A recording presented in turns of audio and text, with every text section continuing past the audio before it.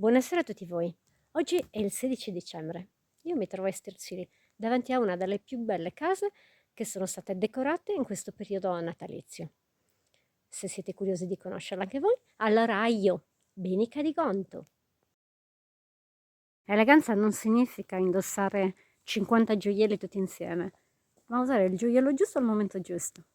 Ora guardate questa e ditemi se non è un'opera d'arte. L'ha realizzata un grande artista.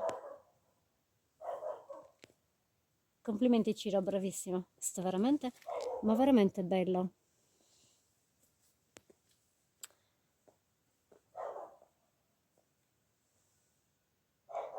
E ora passiamo a casa sua, perché questa era la casa della sua mamma, la nostra rimpianta Zerosina, che era veramente simpaticissima.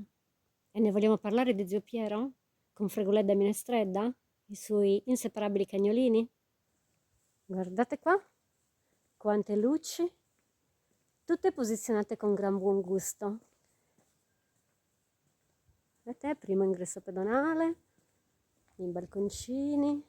E notate che io sto utilizzando un piccolo telefono non particolarmente sofisticato. Poi ve la mostrerò ancora più dettagliata fine settimana.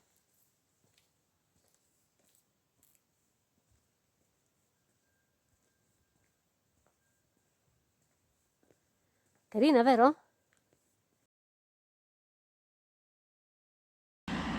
E questa è la casa di Ciro, Ale, Letizia e Alberto, vista dall'interno. Guardate che carino. Ogni dettaglio super curato. Adesso ve la mostro da qua.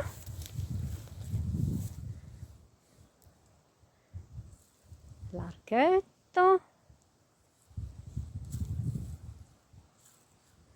I balconi. Tutta la parte del tetto. Carina, vero? E io dalla casa di Ciro e Ale vi auguro una buonissima serata e a Zibilizanos. Ciao! E questa è la bellissima casa di Ciro, ammirata da via San Giovanni. Naturalmente occorrono degli strumenti più precisi per potervela mostrare in tutto il suo splendore. A Zibilizanos.